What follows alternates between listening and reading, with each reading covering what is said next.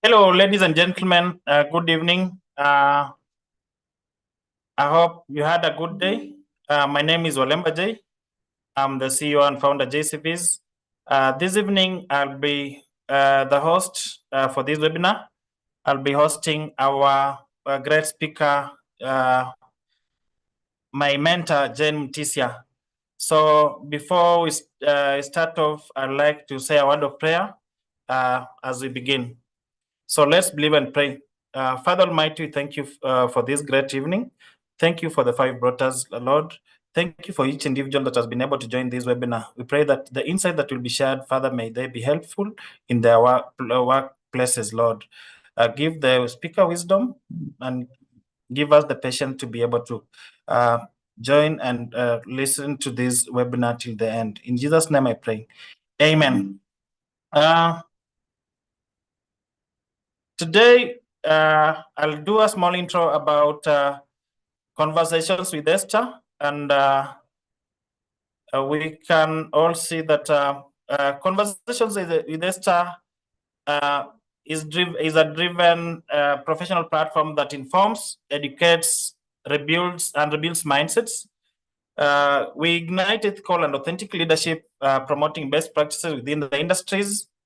Conversation Esther also equips the workplace with relevant legal, HR, and holistic wellness skills while supporting employers in attracting, motivating, developing, and retaining productive talent. So, guided by our 3 values, integrity, excellence, and impact, we envision a workplace transformed by candid conversations, respectable relationships, and intentional leadership. We've been having the 7 pillars that guides conversations with Esther include the physical, mental, financial, social, spiritual, environmental, and intellectual. So the theme for this year is prioritizing holistic wellness. We've been able to go through all the 7 pillars, and we'll be having mental wellness day probably next month. Our social media pages include the Conversations with Esther on YouTube, Esther Katiba on LinkedIn, at Esther Conversation with Esther on IG, and info at Conversation with Esther. So without much ado, I'll be introducing our today's speaker. Our today's speaker is none other than my mentor and the Managing Director and Projects Manager at Career Management Center, Jen Mtisia. Karibu sana Jen, as you lead us through this conversation this evening. Thank you so much, and karibu.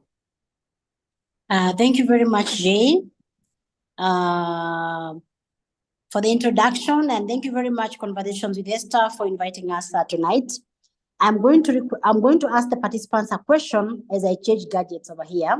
So my question to you, and I'll start with something that happened at Deloitte, as to why we are discussing this thing of legal audit, or not legal, but performance management system audit. And starting with, why exactly do we audit staff? Why do we audit finance? Why do we audit our lives? Why do we audit how we spend our time? Why do we audit systems? Why do we audit that we normally audit? So on the chat, please tell me, in your opinion, why do you think we need to audit, or you need to audit if you're in HR or in business, to audit the effectiveness, the importance, the purpose, and the efficiency of the current performance management system that you're using in your organization? So put that for me in the chat. In a minute, I join with my laptop, and then continue with the conversation. Jay, you can keep checking for me what's tricking in. Thank you, Jen. I'm there. Why do we audit?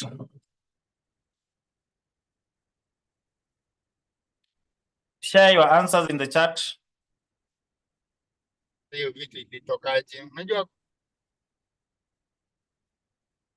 Ako right na nani hayuko right.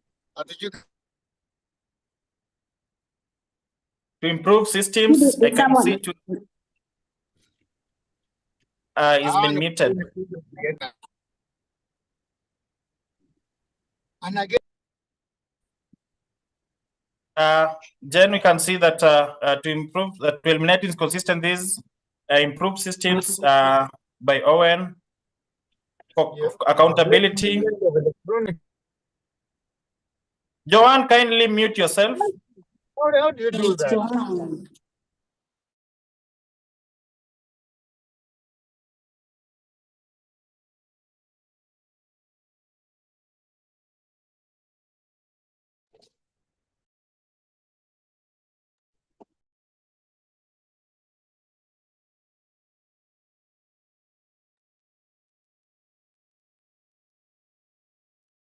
We audit to measure the effectiveness of the systems in place and to discover areas of improvement, to give constructive feedback.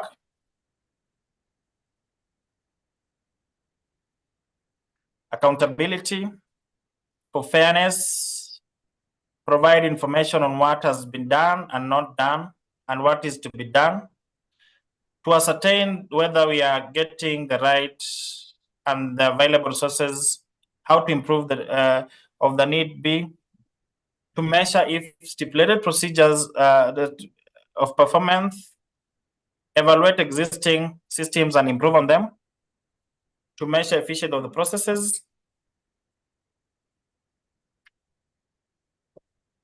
measure what says to evaluate the existing system and how to improve them, to measure efficiency, to betterment what is in place to comply with the set policies, that is duty mtisia.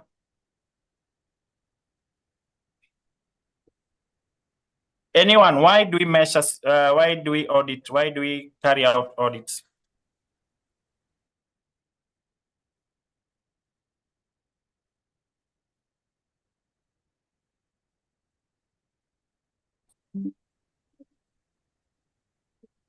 To understand the gaps with existing systems for compliance,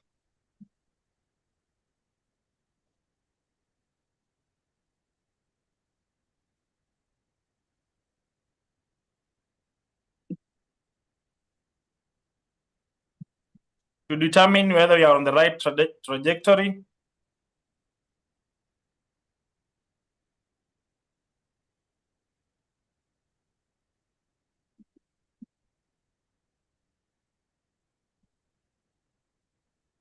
to provide assurance that controls are being followed, for continuous improvement,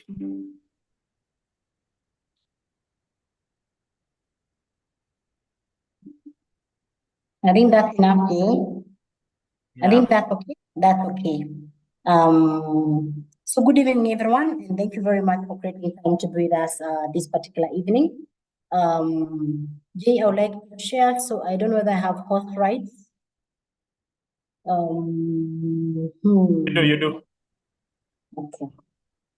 That's okay. Let me just see how to handle this gathering.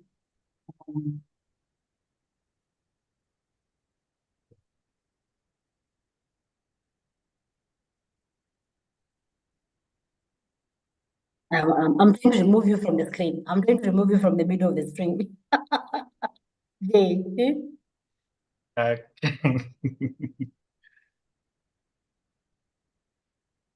You get?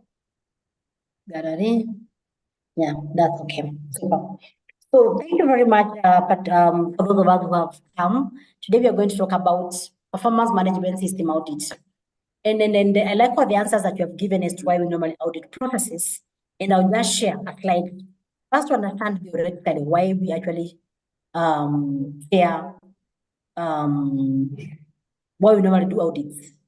A minute where we normally do audits, and why it's important, especially for performance appraisals and the whole performance management process, why it is important for us to be able to, from the current point, there we are. So why exactly do we audit our performance management systems?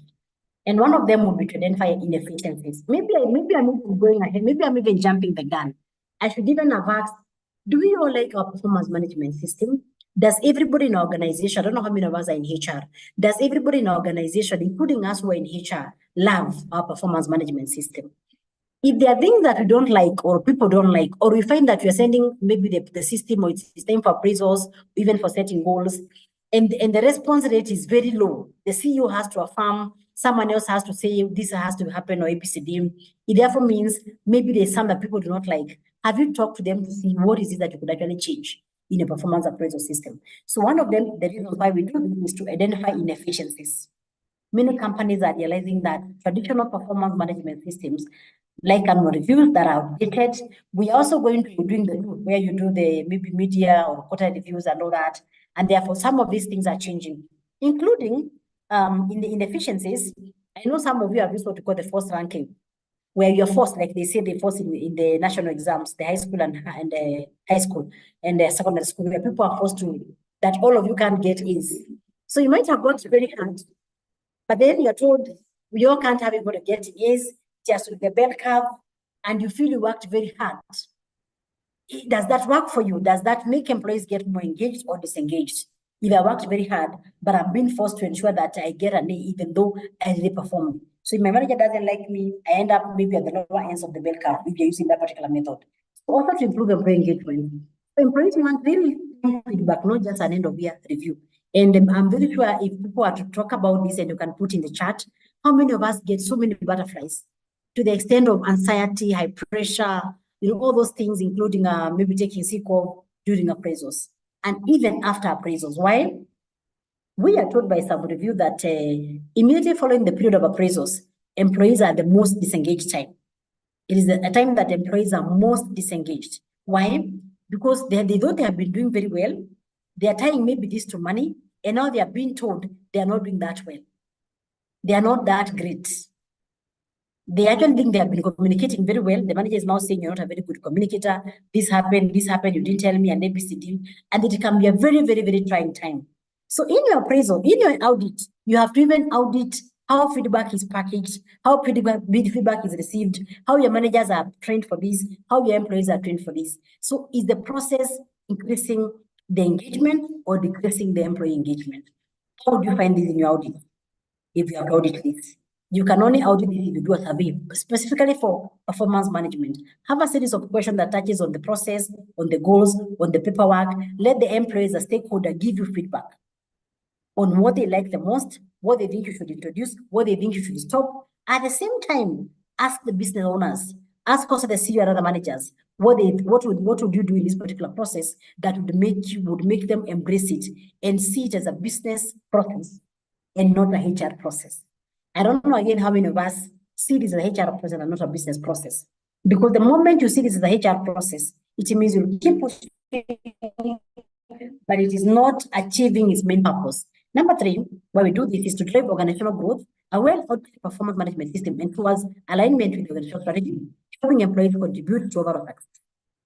So, because of time, this will be the only factor that you're going to audit tonight.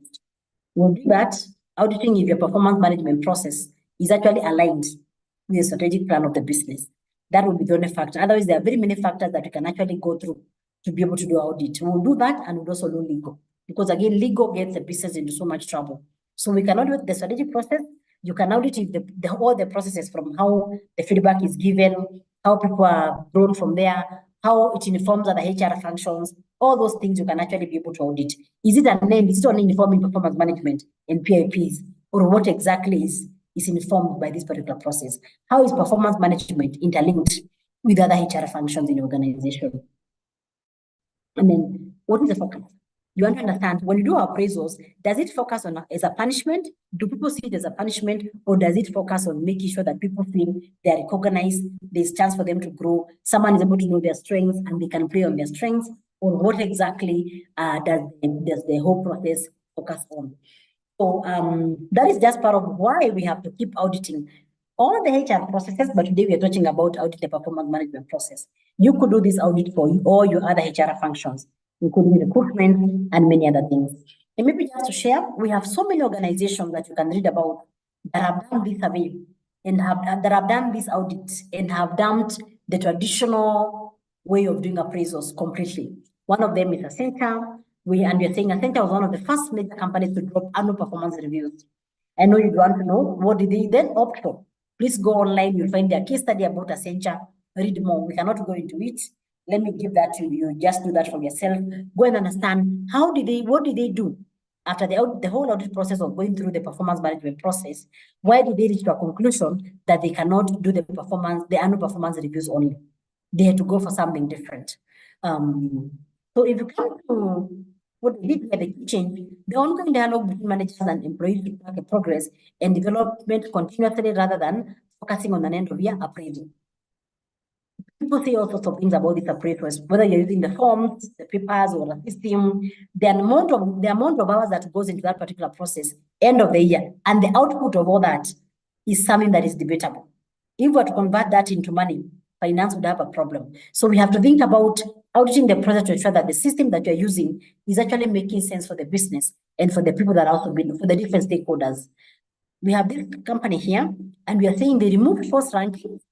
But just explain that method of performance management, where you force people, you say everybody cannot be excellent. We must have that distribution curve of excellent all the way to people who are poor performance. And it is forced. It is forced. We can't have more than 5 people or 2 people in the excellent level. And therefore, some people have to feel bad. And it also encourages competition. And we are seeing this particular company, after their audit, remove rankings and introduce regular feedback aligned with core values of the organization. Can see here, employees wanted no surprises.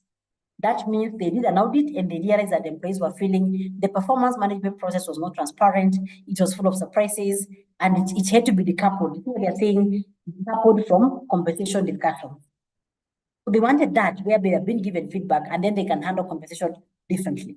They had their own challenges. So maybe when you audit your own functions, you're able to see, do we keep it this way? Is it working? Is it just a paperwork? Why do you do what you do, you know? And this builds a stronger sense of trust and clarify performance expectations. We have so many of them. The next day still has several companies that you can go online and read. These companies have completely revolutionized how they do their performance management processes, and they have done this. Each of them has their own way. If you go, you live and find for Uber, it has a beautiful, beautiful way of how they recognize their performance, including what you do every time that you give the 5 stars to a driver.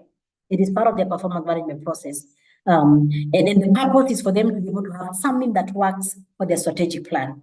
So, how many of us in the room have actually been able to audit their own system? If I was to ask that particular question, feel free to just unmute and let me know. How many of us have been able to, or put in the chat, have been able to audit their own performance management system? Anybody? Anybody? Yeah. Like I said, in the interest of time, we are going to only focus on our audit to ensure that, Winnie Mweresa, you'll share with us. That would be a good session for all of us, for you to. So Jay, mark Winnie, she said, well done. We're only going to focus on audit on only one function, functions including legal. But there are very many aspects that you can audit your performance management process. But I'm doing this one for auditing for strategic alignment because performance management process is a tool that is meant to help organizations deliver on their strategic plans. It's a tool that is meant to ensure organizations deliver on their strategic plan. But how many people in your organizations have actually read and understood the strategic plan and understand how they are plugging in that strategic plan? How many strategic plans are also in that particular maybe strategic plan, but have not been given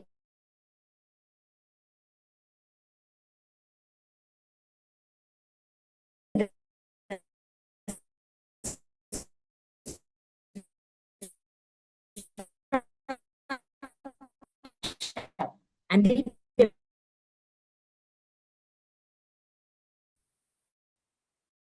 what are the strategic objectives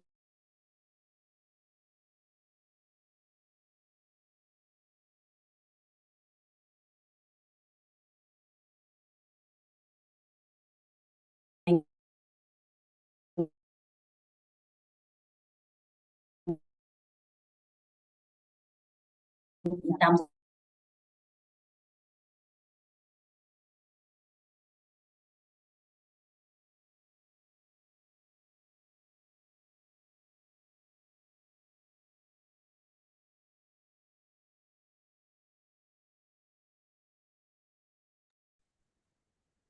Jen has an issue with sound. She's reconnecting. So let's give her 2-3 minutes. She'll be back.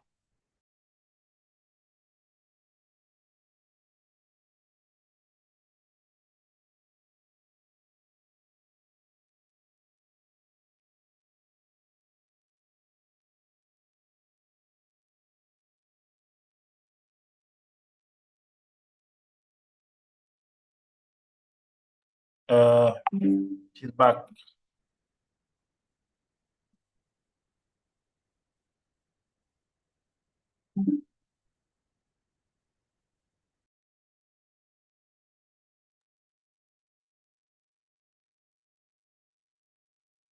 Welcome back, Coach.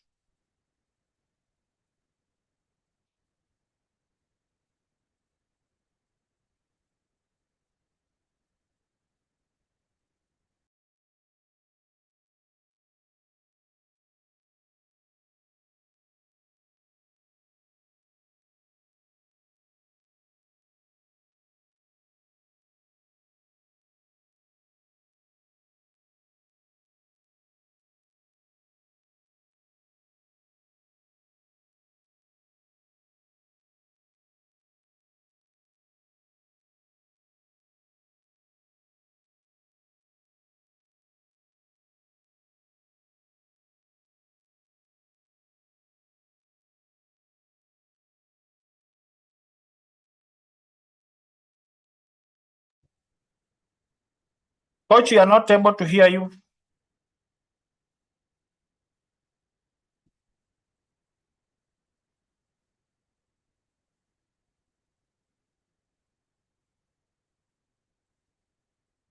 Coach, we are not able to hear.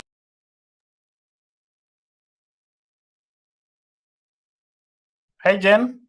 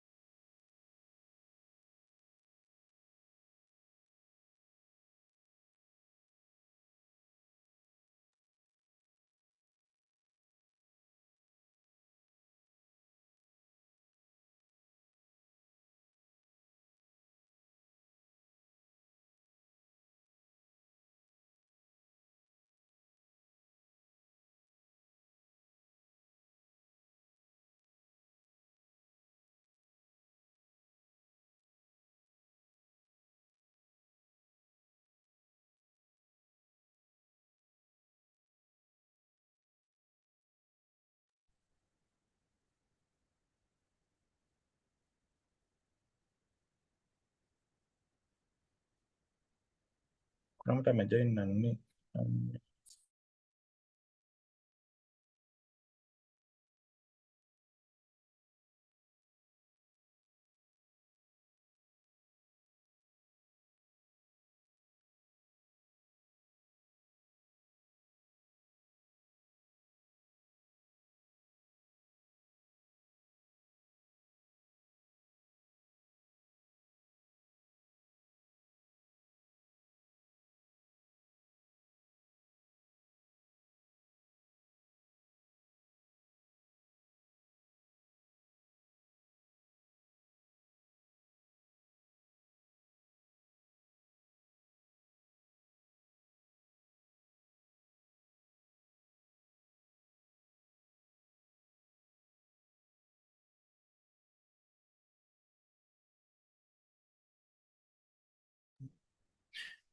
We can start having the questions on the chat section as Jen sorts her internet. Or it was the internet? Or it was in the sound? It was the sound. Now you're back. Karibu sana sasa. Okay, thank you, Jay.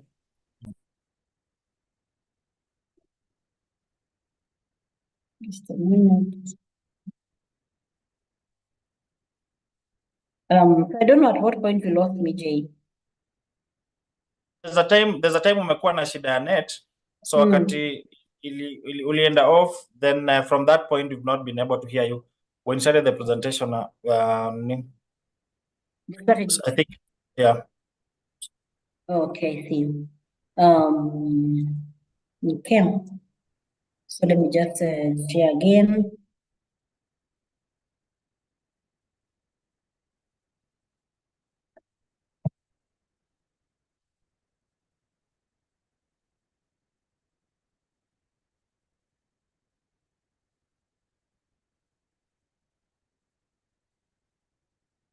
No, this is not the one that I want to share with you. Sorry.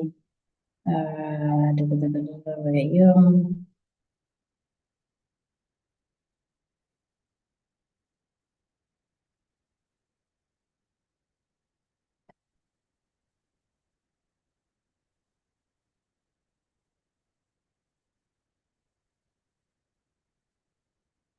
I think we had done this. Companies that are leading the teams. We had done this with you. We had done all this. Yeah, you'll see all this when you want. You can see what people changed. In terms of performance appraisals, that exit has disoriented me too because of the network. But that's okay. So I was really talking about how we have to ensure that as HR and the people managing any team, actually if you're managing any team, that first of all you understand the performance management process, you understand not the performance management process, but you understand the strategic plan. So I've seen in very many organizations, people are trained on the performance management process and they are told that it is cascading the strategic plan, but we don't care to understand if the people already understand that particular strategic plan. So as you audit your process, that is the first thing that you want to you want to be sure. You want to be sure that that the people really understand the strategic plan and they're able to know what is your contribution. What is your contribution to this particular process? What exactly do you bring in this particular process? And are they able to analyze the different things that touch on that particular process? Let me now share this. There we go.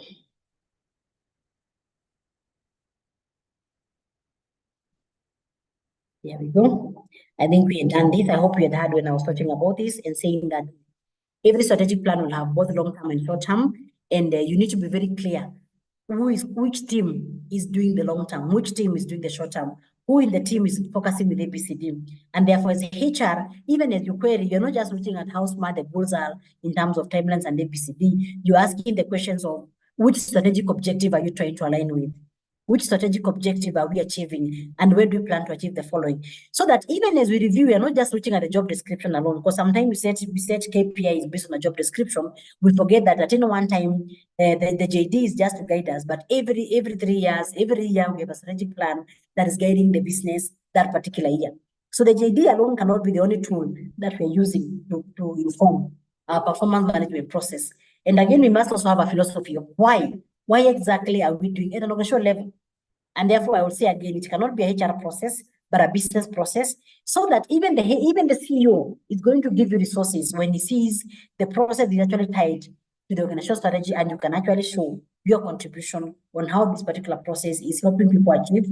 We are monitoring, and I keep saying the performance management process is the GPS of the strategy plan. It's the one that will tell you now, here, take a part, here, now do ABCD, here we are lost, take some few steps back, turn on your left. So if we take that as a GPS, we cannot afford to do it without knowing whether we actually aligned with our GPS, with where we are going. To evaluate the performance management process. And in doing this, does the PMS reflect strategic goals? That means instead of going straight to having discussions with the individual employees, it's very important that you also have discussions of your performance management process at departmental level to understand if it's the finance department, do they understand the strategic objective that the business is looking at from the department? The sales department, do they understand? Does the sales manager understand that the performance management process is going to help him now move from the bigger plan to the departmental card, balance scorecard, if you're using balance scorecard, or performance card at that level as you go down to the individuals in the team? And so that nothing is left. And that is how you plug in to ensure that even at the departmental level, there's a focus. There's a focus. I'm just trying to say we do not just focus on the job descriptions and the activities that we do every day, because we could just be busy, but we are not doing things that are adding value to the business. Is there a direct line of sight from individual performance metrics to strategic outcomes? Can I be able to understand what I'm doing today, how it aligns to the strategic performance process, to the strategic objectives of the organization? Am I able to see that line? Am I able to actually understand how strategic and important my work is?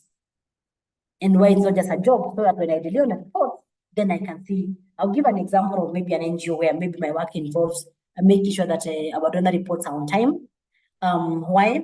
Because we want to be seen in our strategic objective as someone who is able to implement on time and ABCD in an accurate way. So if I don't report that on time, how am I affecting that perception of our strategic objectives of the picture that we want to send to our stakeholders? So that alignment is very, very, very key. And the next step for you to do is to analyze the performance metrics. Are the KPIs and metrics in the performance management system aligned with the company's key strategic priorities? Misalignment, where performance metrics might incentivize behaviors that do not support strategic objectives. And this happens all the time. Very, very, very, very common. Where sometimes people are competing in a way, and we are saying our values are collaboration, I don't know, teamwork, and ABCD, but the whole process of how we are doing the performance appraisal is actually encouraging guys to be very competitive, cutthroat, and hurting each other, and there's no transparency. So is that process actually able to just align with the whole thing? And then assess the feedback process.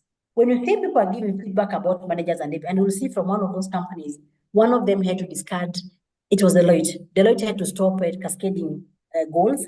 It also stopped getting 360 feedback from people. Why? The genesis was a merry-go-round. I give you 3 people that are going to give feedback about me, and the other person does the ABCD, and you all get very good feedback. And we keep doing that, and sometimes we even know that it's just a faulty process. But every year, because the policy says we do a 360 feedback, people are giving 360, but maybe we all know that it's not adding value. Some people will be very genuine, some people will be hurt because of people that to get back on people. So is it adding value? Is the feedback process adding value to the whole process? So are managers providing feedback that focus on strategic contributions? Is feedback forward-looking, encouraging behaviors and actions that drive the organization closer to the strategic goal? Or are we using feedback as a weapon to get back to those who are wronged us in the process of working together? So very, very, very important that you also look at all the process of the performance management cycle. How are we, how much time and effort and capacity is invested in those who are cascading out the objectives from the strategic level, the departmental level, all the way down? When it comes to monitoring, what system have we put in place for monitoring? Is quarterly enough for people to be monitored to be saying they're being monitored? So if the managers appreciate that the main purpose of the feedback process and the continuous monitoring is to give people feedback when they can do something about it. If your process doesn't provide that particular assessment or people getting feedback as soon as they can, and when they can still do something about it, then it's a thing that you need to change. For instance, some people, the whole year, no one has told you anything. Then at the end of the year, you are told that you did not perform well and you have to be put in a PAP. Why are you giving me feedback at the end of the year when I can do nothing about that particular thing? What is the purpose? If the feedback is meant to set me up for success, I would have been given within a week in our one-on-one conversations, within a month, if it was meant for me to improve. So if the feedback doesn't look like it is meant to help me improve, it is meant to punish me, then again, you have a lot of work to do in your audit process. And you can ask all these questions during your appraisals. You can have a survey that touches on all those steps of the different steps in performance appraisal to be fully understand whether there's anything that we need to change. Are there inefficiencies? Are there things that people do not like?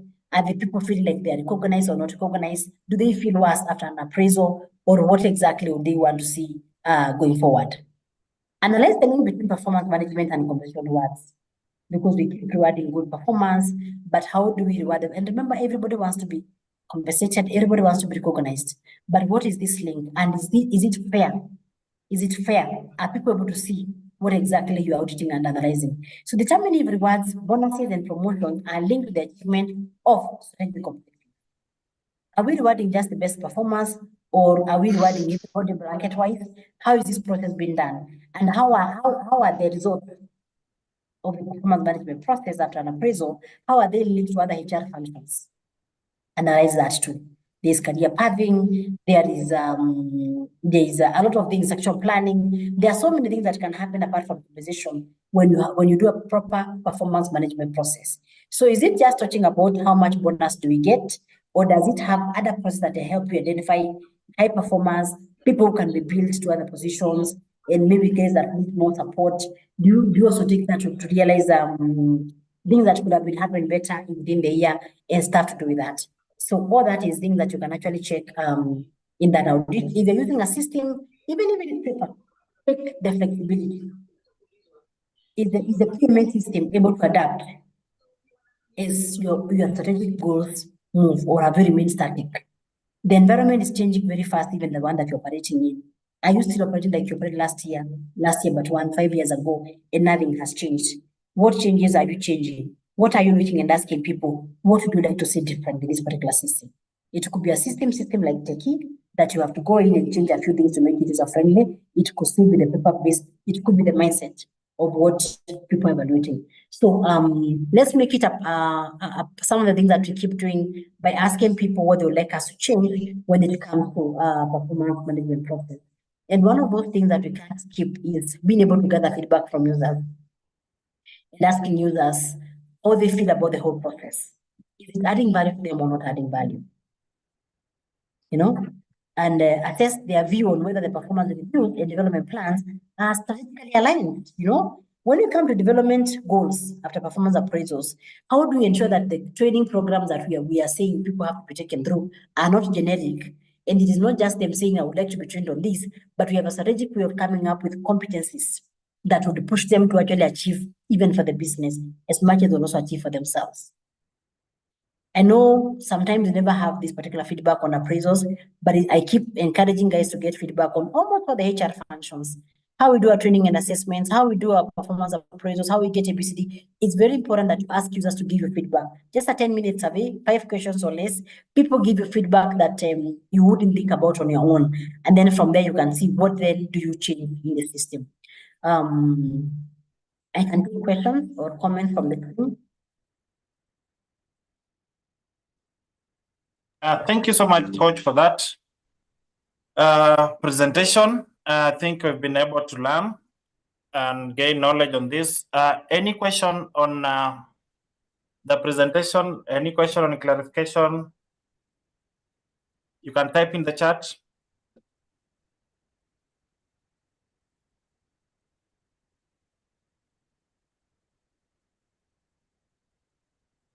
No, but do you have any question today?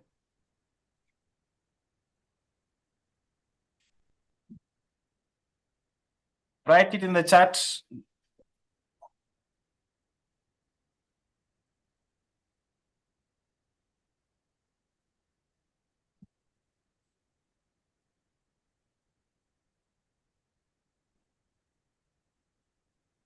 Coach, naona watu wameshika kila kitu, hakuna swali. So it's okay, somewhere. It's okay. I'm going to talk about one more thing that we need to always audit, and it's our policies. Our policies addressing everything, and are they protecting the organization? And are they protecting the organization from legal suits? For instance, for you to have performance appraisal, someone needs to actually have a proper JD, a proper job description, a proper work plan to supplement that particular job description. But how many of us maybe sometimes do not see that in appraisals, and that is not a compulsory document for them to have. So the things that you have to audit are instruments that you have that help you protect the company from a legal perspective. We have very many people who have been sued because of how they terminate people based on performance appraisals. So if you're the HR and there are changes coming every day in quotes, could be maybe someone has a failed probation. If they have a failed probation, how then do you approach that from a performance management process? And do you have a policy that actually supports that? If it is poor performance, do you have a policy that actually supports that if someone is performing poorly, how do we support them? And if you have to let go, what is the process of them leaving the organization? And are you keeping pace? And are you having systems that even if you're not in the office that particular day, the CEO can have something to refer? So our policies have to be audited. The other thing that we have to audit is the efficiency and the usability of the tools that we use in performance management process. just being able to understand, because some tools are true, and even just thinking that I have an appraiser to fill is work. So how do you simplify things? Because we are living in all that the simpler the tool is, the better if you have to use that particular tool. And is it adding value? Does it add value? Ask your user that particular question. Does it add value? So if they don't feel that there's value addition in this particular process, then that becomes a problem. So we are auditing if first if we have a strategic plan, because if you don't have, then you're shooting in the dark. So it's very important that if you're the HR person or whichever person that you are, have something that gets your department, if not the organization. So if you're working for a place that do not have a performance strategic plan, then at your departmental level, you're head of that particular department, have something that can actually guide you. Have something that you can actually see for our department, these are values, this is ABCD, this is how we're going to shoot. So that then you have something that is guiding you, even in your appraisals, then you can actually be able to set goals that will guide you. And even as you set them, you know what you want to achieve for the business for that particular year. When we come to things like the system, again, audit that. In terms of the level of effort and value and time required to be able to deliver on that performance management, to deliver an appraisal, just the amount of time that goes in. Because if you look at a place like GE, and so many of them, most of them complain about the number of hours that we are going into appraisal systems. And at the end of the day, you spend so many hours, but they can't see the direct relationship between this process and the outcome of the business. Some people are just okay, working without it. So there's a lot of changes that are happening in this.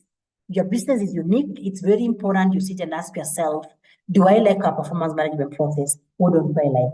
The people that serve it, what is the overall purpose of this process? And are we achieving the overall purpose of that particular process? Back to you, Dave.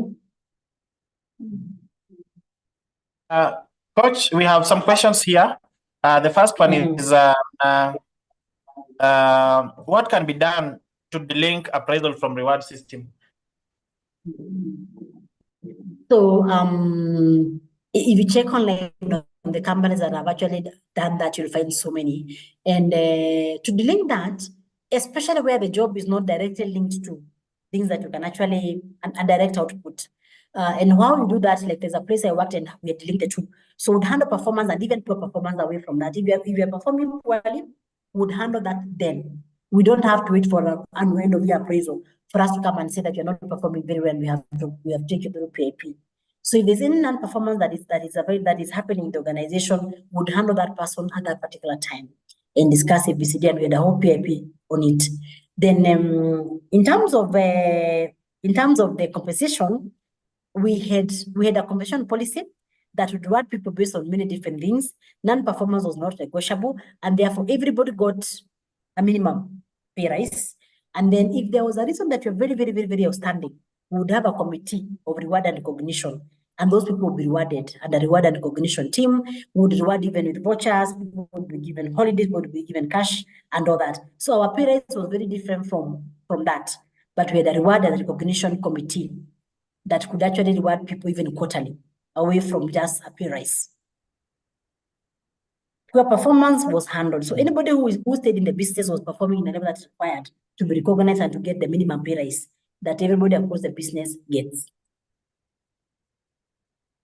That is okay. Between performance appraisal and motivation, which one comes first? I think motivation, because we keep saying that you can have a very qualified employee who is very clear on what needs to be done, but if they don't have the energy to start doing it, then they can't do. And that's why when we're talking about HR strategies, we talk about the HR functions, we talk about what the business needs to be done, and we talk about how the employees feel. That is why employee engagement is such a big factor for all of us. When people are disengaged, meaning they are not motivated, even the best of your best will not perform. You have to be engaged, you have to feel the business for you to be able to deliver. Hey, Coach, how can one carry out performance appraisal for a remote workforce? Thank you, Marcia, for that question. It's the same model. It doesn't matter whether it's remote or here, because again, we are dealing with KPIs. We are dealing with we have strategic objectives that need to be achieved. Everybody is clear about what needs to be achieved. We have set a system, and we are saying we are going to be using this particular system to do the things that we are doing. So if you agree that you're going to be having a one-on-one meeting every week, for us to discuss the things that we planned for last week. And when you do such those more, they're called sprints. When you do those sprints, which is a modern way of now managing performance, because you're not managing performance to get poor performance, you are managing poor performance to ensure people are able to feel the pressure of, I only have a week, I have 2 weeks to deliver on the following, and therefore you get more achieved than having to think that someone has a whole year to deliver on ABCD. But when you have small sprints of a month, this is what you're achieving this month, this is what you're achieving these 2 weeks, and we are meeting every month or every 2 weeks to discuss on ABCD, people tend to achieve. So Mercy, it doesn't matter where you are. You just need to agree on the KPIs, agree on the support, agree on the strengths of that particular employee, agree on their weak areas and where they need to be supported, and agree on how you give them feedback on the day-to-day. And remember, performance management is not meant to punish. It is meant to help us achieve those strategic objectives. Back to you, Jay. Thank you. Sandra Joy has asked about what procedure do I follow to change a performance appraisal that is in place? It will depend on your level, but doesn't matter which level you are. You can just say that you feel you need to get fit. You can first of all do your own audit. Check what you're using. Look at the performance management process. I have done very many forms. I used to do forms for different organizations. And you look at that particular form and it is too complicated and it is too many questions and it is too many things that are in that particular form. And even some employees don't even understand what the tool is all about. So first of all, take that and know that it is not a one size fits all. So in your own is there's you said who asked that? Sandra Joy.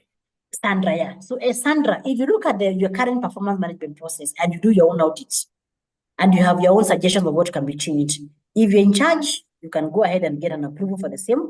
It's a whole change management process that requires you to actually sell the idea that I feel you need to change the following because this is not working. This can be done better. This can be done better. But for me, I've always said the easiest way to make changes to actually do a survey where the users of the system give you feedback and always ensure that the MD, your CEO, can actually see the connection between why they have to invest in performance management versus the strategic plan. If you can actually see this helping them achieve the strategic goals, then even the CEO is already waiting. He'll be the one saying that, can we actually help people meet frequently, set sprints for them to be able to do ABCD, and like where it is the HR process, and it's like HR is begging people to actually fill those goals and do appraisals. Back to you, Jay. We have one hand from Rispa Uno also. Just before Rispa asks the question, could you recommend some of the best performance management systems?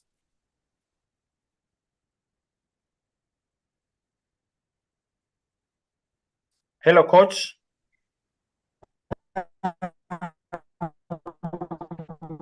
Your network.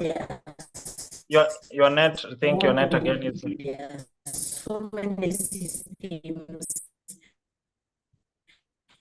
Your net. We have the balance scorecard, which have been used for so long. The balance scorecard, which is the. Yeah, we lost you, Kidogo. We had lost you. I think you can retake the question. Just retake the question. It was on the management, the different management systems that we have, right? Yeah. So on the different management systems, the question was on the different management, performance management systems that we have. And I was saying we have very many performance management systems. Yeah. So I wouldn't say there's one that's best because again, different organizations are different. I have been able to support small organizations, which a very basic tool, 2-pager is enough. You set that per quarter, you meet per quarter, you review what needed to be achieved for that quarter as you set goals for the next quarter, and you move on. I've also done using balance scorecard, which people really like and love because of how it focuses on the different aspects of the business, from being able to do the revenue, the financial perspective, the operations efficiency internally, how are people efficient? Because then you could be making the money, but the inefficiency makes you lose that all that revenue and profits. The customer perspective, because again, the business exists for the customer. So it has all those perspectives, including learning and development for you as a job holder and for the organization. So there are very many systems. If you mean IT system, very many, almost every HR management information system has a performance management module. But in terms of, I don't know how to call them types, the balance scorecard is very famous because of those different 4 perspectives. that touch on what we feel is all about the business, that the revenue, the customer, the internal operations efficiency, and learning and development for the job holder and for the organization. Now, Back to you, Jay. Yeah, at what point do you put an employee on PIP? From Norbert?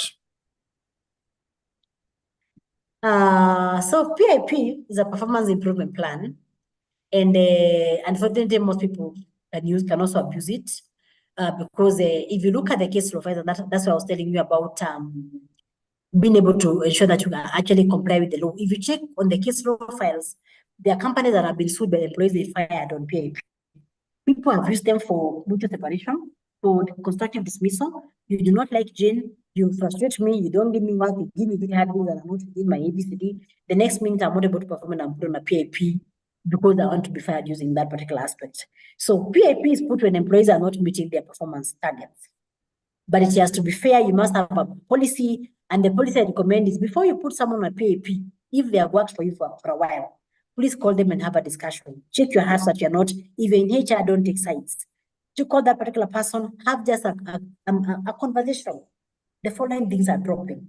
If they have been a good performer before, the following things are dropping, we want to understand what could be the issue. We are living in another where we have so many things to do with mental health and all that. So just in case they need support, or just in case there are things that they are beyond their capacity and you're making them do them. So very important that you have that conversation, get to understand, is it any that could be causing this? If that doesn't work, then you can now move to a warning. The following is not working, we might have to move to a PIP. And all that will be in your performance improvement plan. Not plan, but policy. So your policy should have address on how we are going to honor the good performance and how we are going to address PIP without just saying that you're going to put you on a PIP. The procedure must be very clear to look fair. And you must be able to call out managers that are actually abusing the process. Because in our work as HR is to remain neutral. I keep saying we are the ministers of justice. We are not working for employers. We are just ministers. We are just there to represent as a neutral party. You stand for the truth. So if you are people who are abusing the process, it will be very, very, very, very sad that you become part of that. But to answer Norbert, it is for when an employee is consistently not achieving their targets and they are below the expectations. Back to you, Jay. Thank you. Thank you for that. Let's take this last question from the chat, then we can have Rispa ask us. How would you give constructive feedback to staff who doesn't take negative feedback well? How do you give constructive feedback to staff who doesn't take negative feedback well? So giving feedback is a whole technique. Yeah? Giving feedback is a whole technique, and you have to first of all know how to package. First, you have to understand your team. Understand the different members of your team. There will be no one general technique of giving feedback. How I receive feedback will be very different from how Jay receives feedback. And how human beings are wired, nobody wants to be given negative feedback. We all become strong with the time. So package that information, understand how Jay is, understand all those things, aspects of Jane, how Jane is, and package, and ask yourself a few questions. Why do I want to give this feedback to Jay? Is it for correction purposes? Is it to make him feel bad? Is it toxic or constructive? Because we also have those two types of feedback, toxic and also constructive. So if you can't ask the question of why do I want to give Joy this particular feedback, not just for his information, but for what action and how do you package it? And I keep saying the best way to give feedback is to ask someone a question. Maybe I always delay on the reports. If you ask me, Jane, what is the status of the report? I tell you it was due yesterday, but I've not delivered. I'll deliver tomorrow. Then maybe tell me, so we can wait for it tomorrow. Then tomorrow I don't deliver. You can ask again what the status of the report, because now we can't move beyond this. What is the challenge? So even them, they're able to move with you and realize that you're not just attacking them, because again, I have seen people give feedback. It's a big skill. It's a big topic that we could cover in 2 hours. Just how to give feedback. But the most important thing, ask yourself, what is the purpose of me giving Jay this feedback? Is it correctional? Is it for information? And then ask yourself, the kind of that I'm giving, is it going to be defensive? Is it going to deny? Is it going to accept? Just because I'm going to keep quiet and have you talk, doesn't mean I'm accepting. Because again, we're also different personalities. I could just be passive. but I have not heard what you're saying. So very important that we understand our team members and always package feedback with the intention of growing that particular person. Back to you, Jay. Thank you. Rispa, you can ask a question before Coach Jane tells us about what career management does. Thanks, Jay. Thanks, Coach Jane, as well. Jay, I'm not in HR, but I'm in finance. So I'm here because I enjoy these conversations and I learn from them. And one of the things I've had Coach speak to is, instances where, for instance, during performance evaluations, it's almost forced to appear or to form a particular pattern for whatever reasons. And sometimes it's because of budget availability. And so, as at the time you're setting KPIs, you really don't know what it's going to look at. It's an assumption. And then it turns up that people are performing in a way that the budget might be overrun.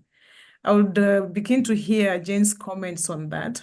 But also the other question is in terms of timelines, between the time that the organization sets a strategy, builds a budget, KPIs are set, and then at the end of that particular period, people are being appraised on their KPI performance. Sometimes that process takes so long that you get in the mid of the year or in the Q1, people are still speaking to KPIs. And then at the end of the day, when the year ends, you're being reviewed for a whole period of 1 year. And with that, you then have a shortfall in terms of some of the things you're supposed to do that you've not done. I don't know if that's what she's speaking to about sprints, being then able to, you're then being appraised based on what was practical in the period for which those KPIs were confirmed and set. It would be nice to hear your responses. Thanks. First of all, nice to see you. And I love that question. I love that question because that's why I keep telling HR people, we need to get feedback from our users, the users of the things that we're saying are HR functions. You ask very pertinent questions. The first one is about the first ranking. It is just an outdated form of appraisals, really. Anybody that is using that, in my opinion, should move to another modern method of that, because what is the purpose of working so hard and you don't know how the first ranking? Like I know like I said when we are starting, I know we have had people saying in KCSE, the way we moderate to ensure that we don't get everybody getting A's, or we have, I don't know, the way you moderate that. So I worked very hard, but because of that first ranking, I've put it in a certain band. And that means my appraisal is going to be affected, my compensation and many other things, my promotion, all those things. So I think it was Adobe and one more organization that used to do that, and it was actually Microsoft. If you read about Microsoft and the performance management process, they used to do that, and every time employees would leave and would put that particular process. Every time employees would quit and they would be like, you know what, the performance management process is so unfair, you stand no chance. It's a gamble. I cannot just say I'm going to work hard and be rewarded or be recognized, because it's a gamble. And that's why we have to keep auditing and getting this feedback from the employees that use it. When we talk about the other aspect, Rispa, if I heard you right, which is about you have set goals and the process is taking too long. Again, that is the feedback that you're saying, must it take that long? How can we do it differently? Now, those are the things that we get from that particular audit. Because if you look at the number of hours that managers have spent, the day I'm going to do those appraisals, if I have a team of 4 people, even my reports are going to delay. So much is going to be pending. And we're not saying they're not important. We're just saying we're changing how we do it. If the importance is for us to achieve our strategic objective, because for a very long time, the purpose of the performance appraisal had changed to managing the people. So the focus should not be on the employee. The focus should still remain on us achieving our strategic objectives. It is not about me catching Mohammed Amin. It is not about me catching Rebecca Madola. It is not about that. The main purpose is for it to help us be able to achieve our strategic objectives. Really, you can't tell me you're going to have a journey from here to Mombasa and you only get to check even Mombasa the day you arrive. You could have taken a different route altogether. So being able to check on those more that you're calling the sprints, and I will explain that in a few, is very, very, very key. So anybody who is doing the traditional system and those first rankings that have more cons than pros, it is time that you audit that particular system and suggested changes that would make people appreciate the process more, and we move the focus to the strategic objectives, being a process that helps us achieve the strategic objectives, not catch who's not performing and who's performing. When you use the sprints, let me explain the sprints, Rispa. It's being able to plan for the 5 years. strategic plan, not a problem. Then for the departments, we have maybe annual work plans, but then that is broken down to things that can happen month one. We are going to implement the financial system in the first quarter. So what must happen in January, in February, in March for us to launch? So we have those things that we are doing per month, and we're even giving feedback on the update on how is that report coming up. In this particular month, we are going to be doing, I don't know which particular project, and we are actually talking about it in that particular, if you look at the company that have ditched the traditional performance management process, you'll see how many people even ditched all those other bigger processes that are focused on the documentation and the whatnot, but are not supporting us becoming more efficient, us becoming and enjoying our work, us becoming more engaged. I hope I responded to your response. Yes, thank you so much. You're most welcome. Jay, I see Winnie has a hand. Winnie is the last person we are taking. Winnie, you have a minute. Yeah, Jane, thank you. I'm gonna ask about these rankings and what is your thought on performance calibration of scores? Does it help to solve the forced rankings? So I hate forced rankings for me. I wouldn't do them for anyone. I wouldn't recommend them. Because then we can just talk about performance without having to rank everyone. Some companies have even dropped that rank, even the rates. The rates of having to give someone 4 out of 3, 2 out of 1, 0 out of 4. Some people have even dropped that because we can just talk about what didn't happen. We can just talk about this particular thing. We expected this to have been done, this to have been done, and this to have been done. And if you do this in a continuous way, even the end of the year, it's almost like it doesn't need to happen because we're meeting every month or every week or whichever way that you choose to meet for a shorter time, like an hour. And we are agreeing even a small document, what do we need to focus on this month, the following, and people do. And then the focus now moves from that grouping of people, like we are going to admit people somewhere. It moves purely on the focus of performance. But I love calibration if we have to keep performance appraisals. Calibration, for those who do not know, is whereby after we have done all the appraisals, there's a committee that is going to meet, go through all the appraisals. So you can imagine the number of hours that managers are going to spend in a big organization. It can take even a whole month. So again, we are going to also query. If the process is that faulty, to the extent that it requires us to lock managers somewhere for a whole month to go through the whole process. But if you do it, it's also key because it helps people become more objective. Managers who are not objective in their rating can also be punished. So in a process, we are using the traditional performance appraisal process. I think calibration or moderation is very important. I would recommend it. But if you're auditing, ask yourself, what is the value? What is the value addition? Especially if you're working in a big organization. What is the value of that particular process to the business? What do you have to give out for you to be able to do the whole of that if you have like 200 employees? Thank you so much, Coach, for that.